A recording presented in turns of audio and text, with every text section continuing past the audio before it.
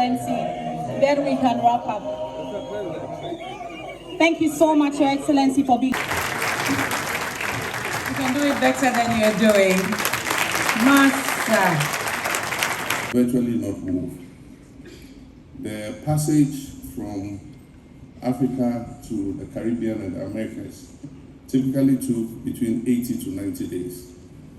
So imagine being shackled in a ship for 80 to 90 days, unable to move, unable to sit, just lying on your backside.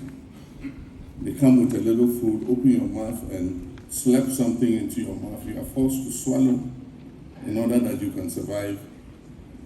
And in many cases, illness broke out on the ships.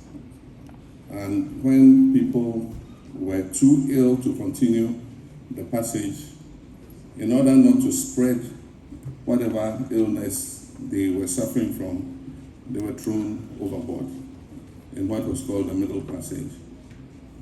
Now, if you look at estimates of the trade, Kwesi stated about 12 million. But if you do the math, privilege to launch the book, Reparations, History, Struggle, Politics, and Law, author Kwesi Pratt, Jr.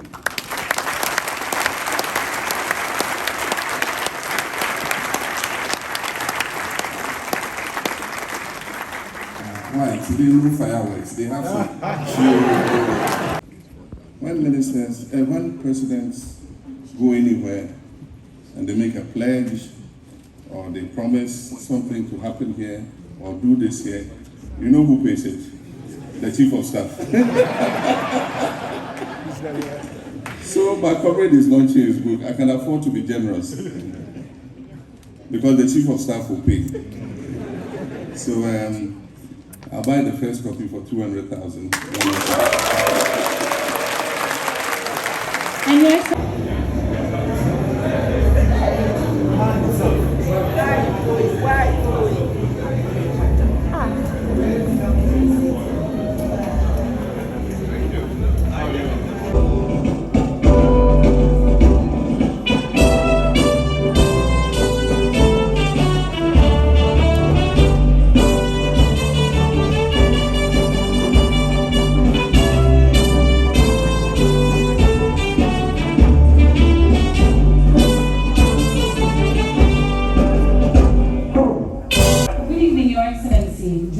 Mahama, distinguished guests, a book on reparations, history, struggle, politics, and law.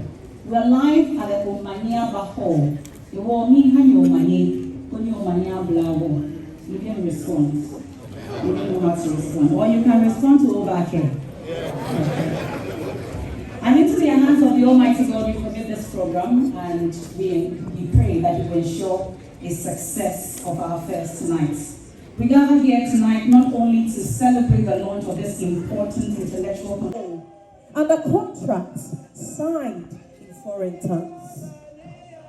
Tell me, world, can justice exist while the plundered still beg to eat?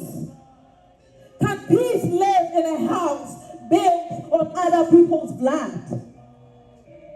All Pan-African spirits, awake, for this is no plea for coins in a cup, exploitation, and to build anew on the pillars of equality.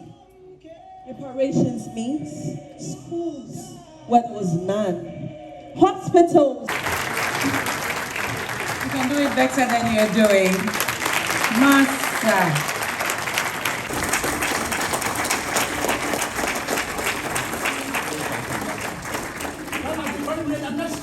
Thank you.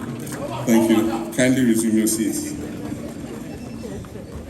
Thank you. Let me proceed on established protocol and not acknowledge all the distinguished people here. Just refer to our chairman, Chichi Opoku, and the author of the book, Mr. Kwesi Pratt, and all the distinguished people here who have come to lend your presence to what is the launch of a very important book.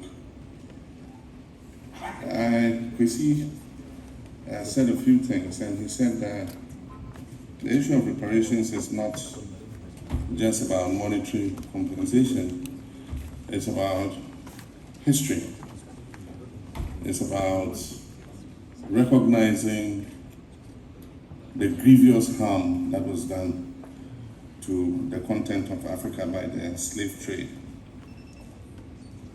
When he asked me to write the foreword, what I didn't tell him was that his fufu had fallen into my soup.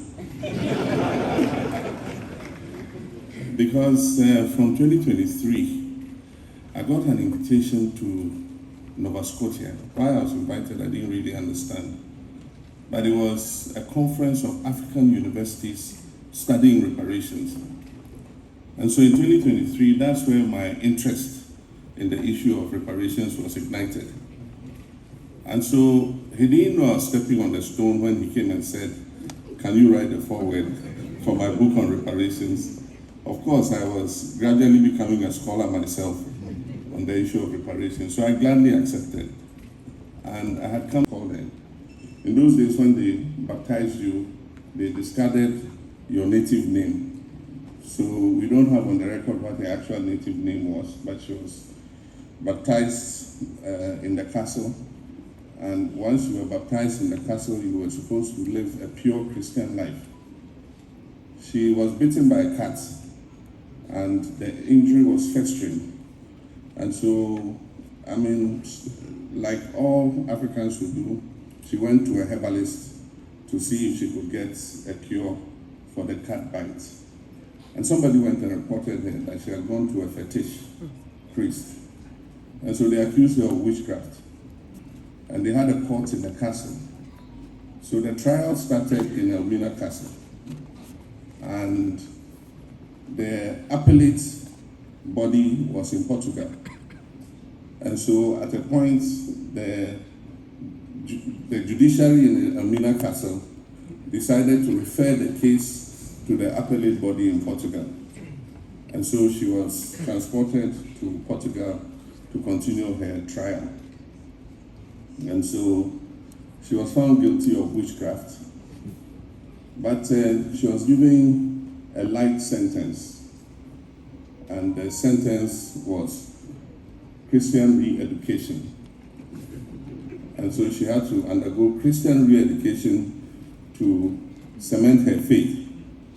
And eventually she was discharged as being a reformed prisoner because she had imbibed the Christian ideology properly.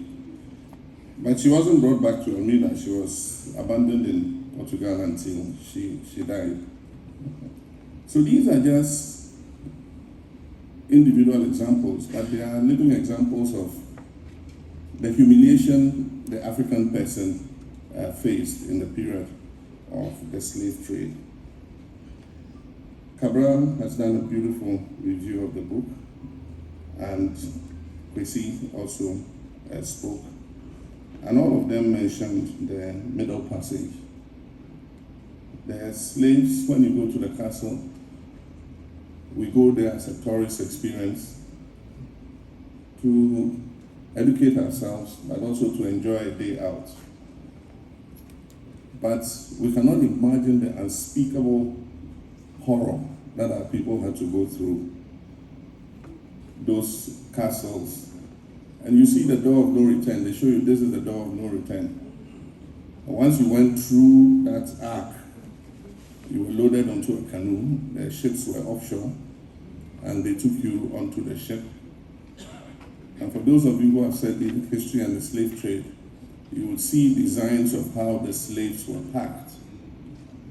There were several floors, and so they could take you to any of the floors.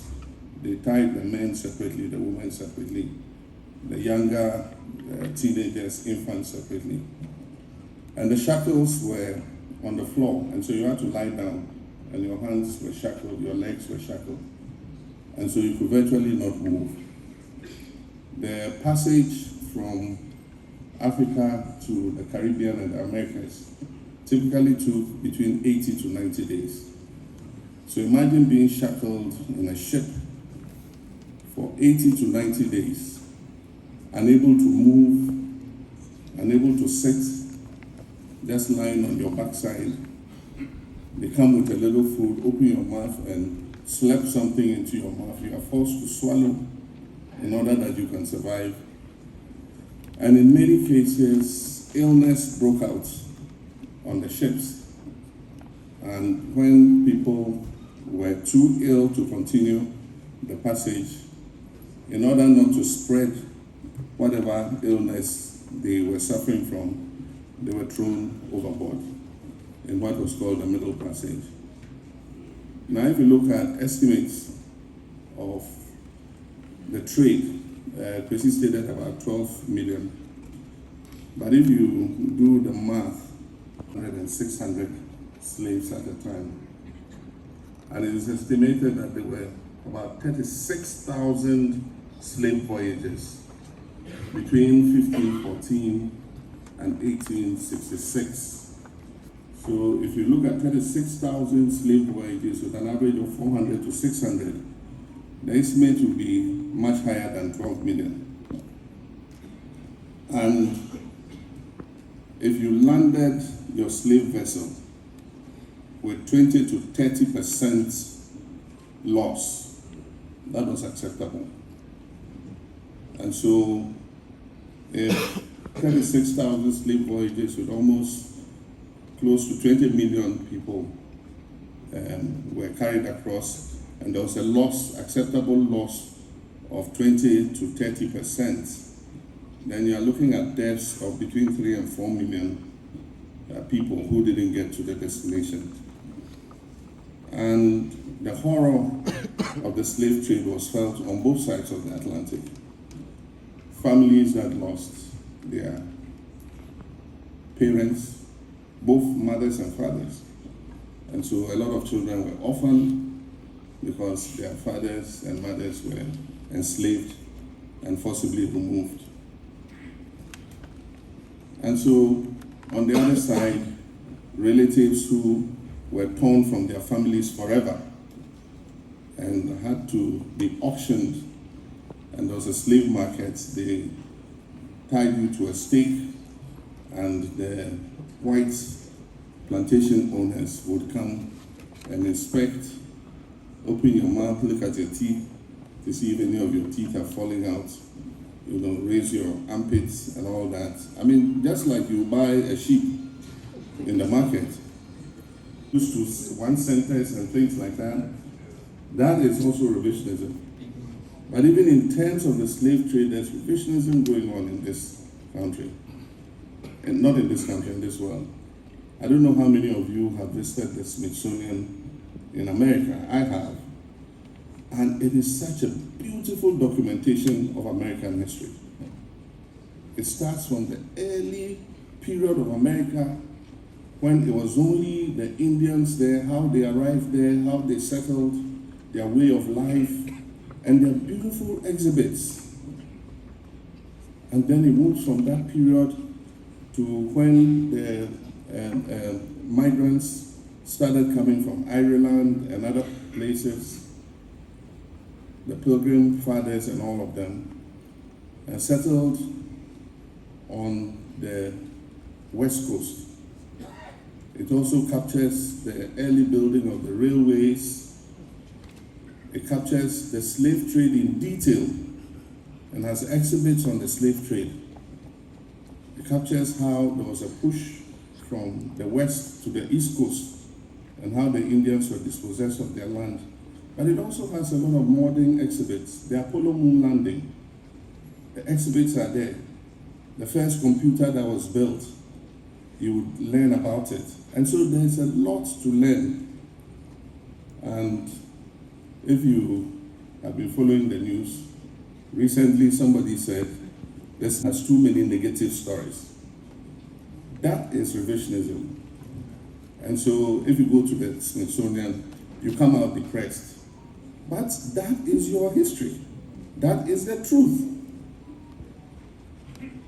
But of course, that is a way of attacking the Smithsonian and saying that, okay, take some of those adverts that are negative of America so that we can go through and see a happy story and we live happily ever after America, and that is the intent of, going at the Smithsonian. And it's not only the Smithsonian, Black African Month and all that are all under attack by a new group who say they're tired of being politically correct. And so they must be left free to express their racist views. And so all these are happening. And so the reparations movement is being resisted. And like Kwesi said, we all saw the genocide. It was horrible. And I've watched documentaries on, and they were giving a different story that they were going, to be employed and paid and, to have a nice place to stay as prisoners. And yet the people running the camp knew that you were packing them into a place to gas them and kill them. Women, children, men. That was horrible. But like it was said, it's documented that 6 million people were affected. The slave trade was almost twice that. For that, why can we not demand restitution for?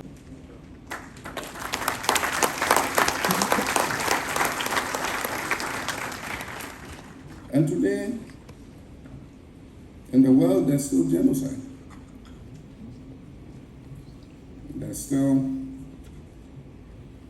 We're seeing images that are reminiscent of what happened in the Second World War. We're seeing emaciated children.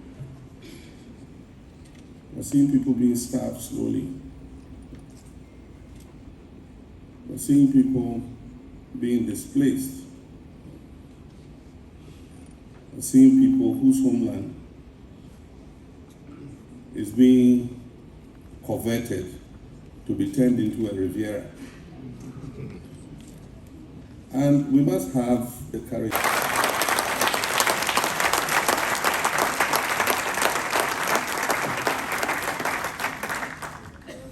And so those were just a few comments I made. I have a speech here. I don't know if I should still read it. But I guess I should for the record. Reparations compels us to reckon with the unfinished business of history. Celebratory because we're here to honor the tireless scholarship and activism of Mr. Kwesi Pratt Jr., who has gifted us this monumental work. The title of the book itself, Reparations, History, Struggle, Politics, and Law, captures the breadth of the challenge before us. Reparations are not simply about money, they're about truth, they're about justice, they're about healing, and the reordering of the global system that has for centuries been built on the exploitation of Africa and her people. In the foreword to this book, I reflected on how the transatlantic slave trade, colonialism, and the structures of racial capitalism were not accidents of history.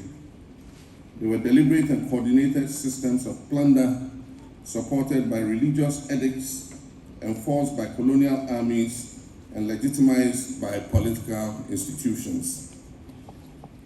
Yet, as the author, Kwesi Pratt Jr., eloquently shows, Africans did not passively endure. From Queen Nzinga to Yasantiwa, from the Mau Mau in Kenya to the Edo Kingdom, the Fanti Confederation, the Amazons in Benin, to our Pan-African visionaries like Nkrumah and Cabral, our ancestors resisted. They fought with courage, intellect, and faith, leaving us a legacy of agency and resilience. Reparations are not charity, they are moral, legal, and political obligation. As I said recently in Canada, the world found the resources to rebuild Europe after World War II, to compensate Israel after the Holocaust, and to reconstruct Japan after the Hiroshima bomb. Yet the greatest crime against humanity, the enslavement of millions of Africans and the pillage of a continent, has never been fully addressed. Reparations must therefore go beyond financial compensation. They must restore historical memory. Because no fireworks today. Thank you so much, Your Excellency. I think we can have our seats now.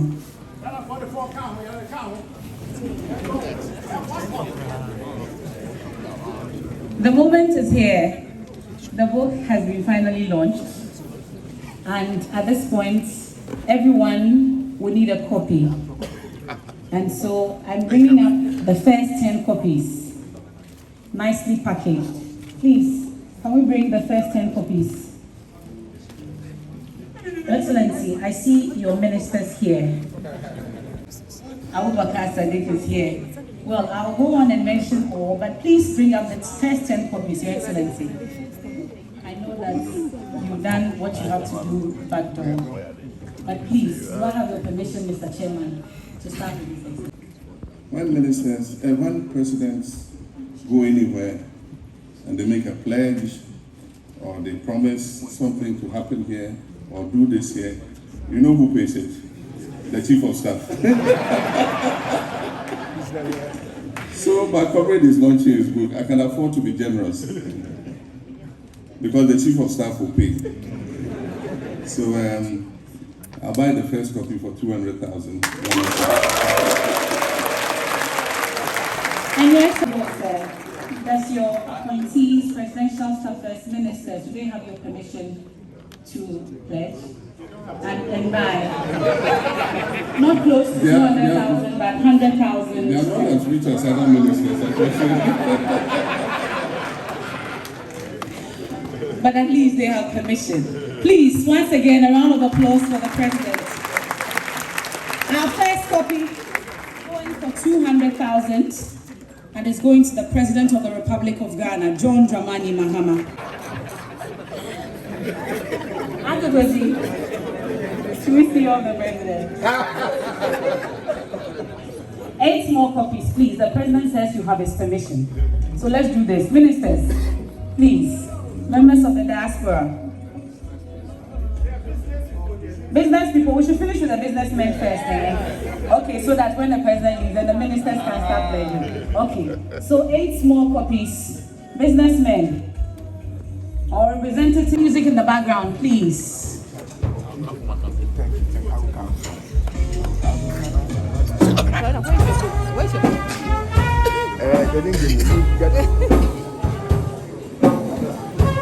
Nice. Go back. I saw you.